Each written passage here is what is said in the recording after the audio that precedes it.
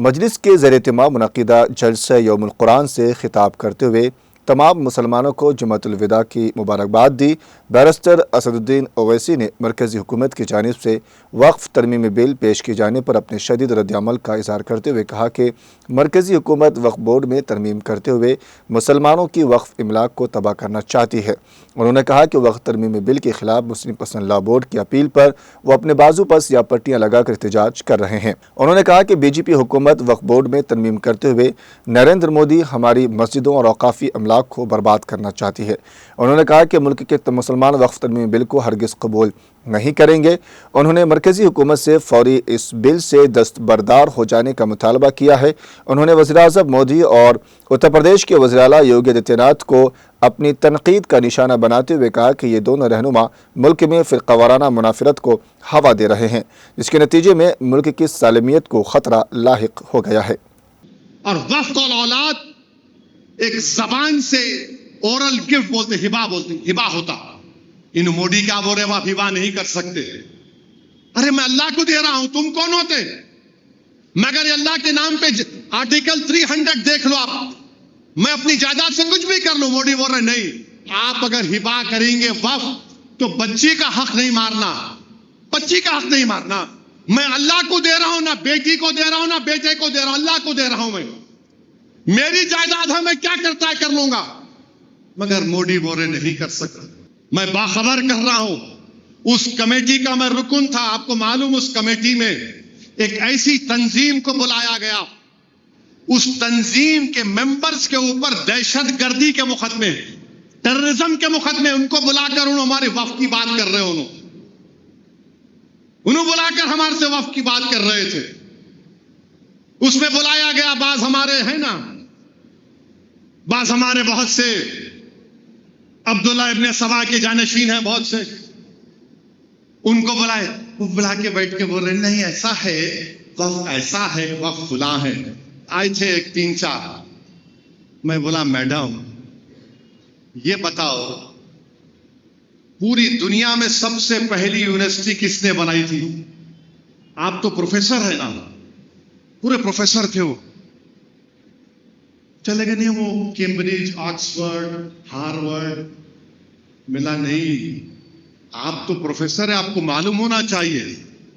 दुनिया की पहली यूनिवर्सिटी मोरक्को में एक मुस्लिम खातून फातिमा फिरनी नाम था उसके बाप की जायदाद में इसको मिला वक्फ। उसने कहा यूनिवर्सिटी बनाती हूं मैं।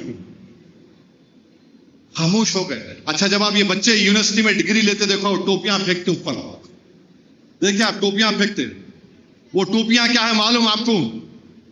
वो कुरान के रिहाल के शेप में जो फातिमा फिरनी बनाई थी। आज ऑक्सफोर्ड, कैम्ब्रिज में जो बच्चे डिग्री लेके वो सर पे टोपी फेंकते डिग्री लेने के बाद, वो कुरान का रिहाल है।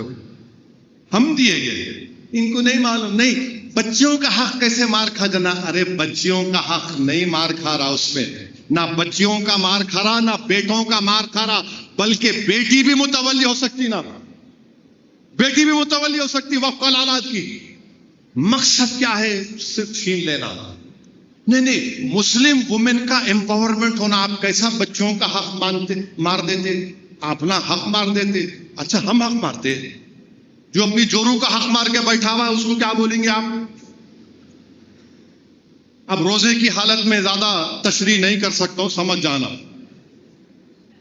नहीं, बच्चों का अपना बड़ा हक मार देते। सालार बोलते थे मां से बढ़ के चाहिए पापा कुटने का इलाज। हमारी बच्चों से आप कितनी मोहब्बत है।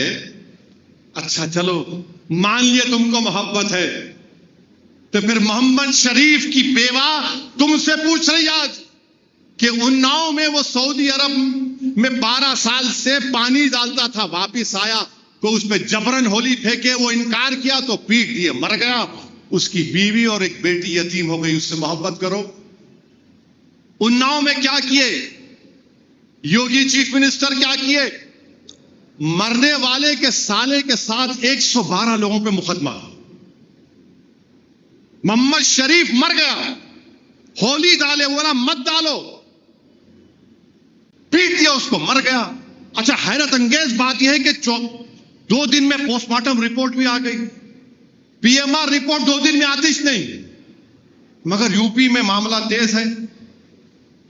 112 लोगों पे केस बुक हो गया है। बच्चों की बात आप करते हैं ना, तो नागपुर में इरफान अंसारी एक वेल्डर है, इटारसी जा रहा था स्टेशन को, गड़बड़ हो गई, भीड़ ने इतना मारा उसको, उसके सर पे चोट आई, दवाखाने में बयान दिया, उसके बाद मर गया। उसके 6 बच्चियां हैं। अब बोलो कौन मोहब्बत करेगा इरफान अंसारी से?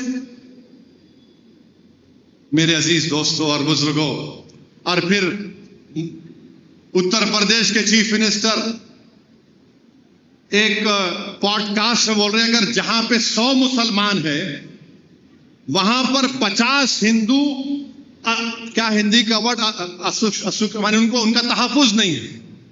जहां पे जरा सीख रहा हूं आजकल हिंदी, उन्होंने कहा कि कहीं 100 मुसलमान हो तो वहां 50 हिंदू सुरक्षित नहीं है। 100 मुसलमान है तो 50 हिंदू सुरक्षित नहीं है। ये कौन बोल रहे हैं? योगी चीफ मिनिस्टर उत्तर प्रदेश। अब मैं उनसे पूछना चाह रहा हूं, मेरे गाड़ी पे गोली कहीं को चलाए फिर आप? मैं, शौकत, यामीन 3 लोग थे, वो 2 मिलके 6-7 राउंड गोली चला दिए। क्यों चलाए मुझ पे गोली? बेल कोर्ट दिया तो मेरे को सुप्रीम कोर्ट जाकर उन जालिमों की बेल कैंसिल करना पड़ा। हम योगी आदित्यनाथ को ये बोलना चाह रहे हैं, भारत में ना हिंदुओं को मुसलमानों से खतरा है, ना मुसलमानों को हिंदुओं से खतरा है। भारत में अगर हिंदू, मुसलमान, सिख, ईसाई को, इस भारत के आईन को अगर किसी से खतरा है तो आरएसएस, उसकी आइडियोलॉजी, योगी और मोदी से खतरा है। हमको मुसलमानों को हिंदुओं से, हिंदू को मुसलमान से नहीं है खतरा, इनकी आइडियोलॉजी से खतरा है। और सुनो योगी आदित्यनाथ, जितना तुम कर सकते तुम करो, क्योंकि तुम जुल्म ही कर सकते, तुम इंसाफ नहीं कर सकते। तुम जुल्म ही कर सकते, तुम इंसाफ नहीं कर सकते। तुम मजलूम को मजबूत नहीं बना सकते, तुम जालिम को मजबूत बनाना चाह रहे हो। तुम यतीमों को ताकतवर नहीं बनाना चाहते, तुम गरीबों को ताकतवर नहीं बनाना चाहते, तुम भारत से गुर्बत को खत्म नहीं करना चाहते, तुम नौजवानों को रोजगार नहीं देना चाहते। तुम सबको बोल दिए लग जाओ एक बादशाह के पीछे, पूरे लग गए। उसको मर के 300 साल हो गया, उन्हें भी खबर है, बैठ के सोच रहा होगा अब्बा 300 साल के बाद भी लोग ये कर रहे हैं। मगर जो जिंदा है उनको क्या हो रहा है? हिंदू बच्चे हैं, सबसे ज्यादा नौजवान हिंदू हैं भारत में, उनकी नौकरी कुछ नहीं है, तो बीजेपी बोल दी बेटा लग जाओ इसके पीछे, लग जाओ इसके पीछे। बाबर को कौन बुलाए वो दुनिया जानती। बाबर को बुलाने वाले हम नहीं बुलाए, बाबर को कोई और बुलाए थे। इब्राहिम लोदी का भाई और राणा संगा मिलके बुलाए। अब ये और बात है, बाबर की नीयत खराब हो गई जीतने के बाद, मैं नहीं जाता हूं यहां से। अब उन्हें नहीं गया तो मैं जिम्मेदार। अच्छा, ये पूरे लुटेरे हैं, सुना मैं, हुमायूं लुटेरा, सब उनके लुटेरे। इनकी अम्मा कौन थी फिर? इन्हों पैसा लेके नहीं गए, पैसा यहीं पर लगाए। नहीं उसको तोड़ दो, उसको तोड़ दो, उसको तोड़ दो, फुला तोड़ दो। अरे तारीख को बचा के रखो। तुम तारीख से डिसएग्री करो, हमको पसंद नहीं है, कोई बात नहीं, मगर जो जिंदा है उनके लिए मोदी और योगी, अमित शाह क्या कर रहे हैं? क्या नौकरी मिल रही, किसानों को उनका इनकम मिल रही? नहीं, सब मिल रहा ना। अब देखो, आप ट्रम्प बोल रहा टैरिफ लगाऊंगा मैं भारत के ऊपर 2 अप्रैल से। अब टीवी वाले शुरू हो जाएंगे। और फिर आप देख रहे हैं महाराष्ट्र में एक कॉमेडियन है कुणाल कामरा के नाम से।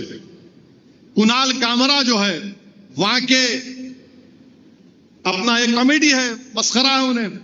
उन्हें किसी को गद्दार बोल दिया, किसी को गद्दार बोल दिया उन्हें। तो एकनाथ शिंदे की पार्टी वाले बोले हमारे साहब को तो गुंडे बोला, गद्दार बोला। जाके जहां पे उन्हें वो परफॉर्म करा उसको तोड़ दिए। क्या करें? तोड़ दिए। अब हम फडणवीस से, नरेंद्र मोदी से पूछ रहे हैं महाराष्ट्र में एक बाबा हैं जो रसूलुल्लाह सल्लल्लाहु अलैहि वसल्लम की शान में गुस्ताखी करने की कोशिश की है। याद रखो, गुस्ताखी कोई नहीं कर सकता आकाए दो आलम सल्लल्लाहु अलैहि वसल्लम की शान में। अगर कोई आसमान की तरफ देख के थूकेगा तो थूक उसके चेहरे पे गिरता। उन्हें गुस्ताखी करे, उसको अरेस्ट नहीं करे, उसको पकड़े भी नहीं, उसके जाकर उसके घर को तोड़े भी नहीं। मगर यहां पर क्योंकि एक नाथ शिंदे डिप्टी चीफ मिनिस्टर है, उन्हें बोला, नाम तो नहीं लिया उन्हें, मगर ये लोग माने निकाल लिए। आपके गुंडे जाके वो जगह को तोड़ दिए। हम योगी और फडणवीस से पूछ रहे हैं, क्या आप इन तोड़ने वालों का घर तोड़ेंगे? इरफान अंसारी नागपुर में सर पे मार के उसको शहीद कर दिए, 3 लोग को गिरफ्तार किया, उनके घर तोड़ेंगे आप? किसका घर तोड़ रहे हैं आप? सिर्फ मुसलमानों का तोड़ रहे हैं। जो लोग जाकर धमकी दिए कुणाल कामरा को, वो जहां पे हुआ तोड़े, उनको कुछ नहीं, घर में उनको पुलिस स्टेशन में बेल मिल गई। ऐसा दिख रहा कि पुलिस स्टेशन उनका मायका था। हजरत सुसरे मिल्लत बैठे थे, आजा दामाद करके जा। याद रखो, कोई इख्तियार पर ज्यादा रहने वाला नहीं है। भारत में बादशाहों के महलात वीरान है। वो वीरानी पुकार कर कह रही कि एक जमाने में बड़ी आला शान इमारत होती थी। तुम्हारे भी महलात वीरान होंगे, मगर सुनहरे हुर्फों में तुम्हारी नाइंसाफी और जुल्म की दास्तान को लिखा जाएगा। तुम्हारी नाइंसाफियों को लोग सुबह क़यामत तक याद रखेंगे।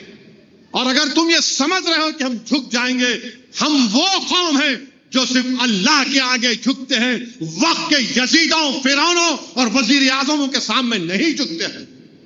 हम नहीं झुकने वाले हैं। हम मुकाबला करेंगे जमहूरी तरीके से। तुम जुल्म पे जुल्म ढाते जाओ। 5 साल से हमारे बच्चे जेलों में, बेल नहीं होती। केजरीवाल को बेल हो गई, के चंद्रशेखर राव की बेटी को 6 महीने में बेल हो गई, मगर गुलफिशा को 5 साल से बेल नहीं होती। शिफाउर रहमान को बेल नहीं होती। तहर हुसैन को बेल नहीं होती। क्यों नहीं होती बेल उनको? कि हमारा मुकद्दर सिर्फ घर का डिमोलिशन, हमारा मुकद्दर गोली खाना, हमारा मुकद्दर मस्जिदों को हमारे छीन लेना, हमारा मुकद्दर हमारे बच्चे यतीम होना और उनके माँ बाप अपने बच्चों को जेलों में देखते देखते खबरों में चले जाते। मेरे अजीज दोस्तों और बुजुर्गों, ये हमारे मुल्क में हो रहा है। यकीनन ये बहुत खूबसूरत मुल्क हमारा। और याद रखो जालिमों, इस मुल्क को आजाद अंग्रेजों की गुलामी से तुमने नहीं किया, ना किसी मुगल बादशाहों ने किया। इस मुल्क को गुलामी से आजाद मक्का मस्जिद के उस वक्त के इमाम मौलवी अलाउद्दीन साहब ने किया था। ऐसा ही रमजान का दिन था, जुमे का दिन था। मक्का मस्जिद से इमाम साहब खुतबा दिए और बोले कि चलो सुल्तान बाजार की रेजिडेंसी को, जहां पर अंग्रेजों ने एक मुसलमान को दबोच लिया है। मौलवी अलाउद्दीन की क़यादत में मक्का मस्जिद से जुलूस निकला। सुल्तान बाजार के मौजूदा वुमेन्स कॉलेज पर हमला हुआ, गोलियां चली। इस सरजमीन को एजाज हासिल है हैदराबाद को कि काला पानी में सबसे पहला मुल्जिम अगर कोई था तो मक्का मस्जिद का इमाम था। आप जुल्म करके थक जाओगे, तुम जुल्म करके खत्म हो जाओगे इंशाअल्लाह ताला, मगर रसूलुल्लाह सल्लल्लाहु अलैहि वसल्लम का गुलाम पहले भी खड़ा हुआ था, आज भी खड़ा हुआ है और कल भी खड़ा रहेगा इंशाअल्लाह ताला।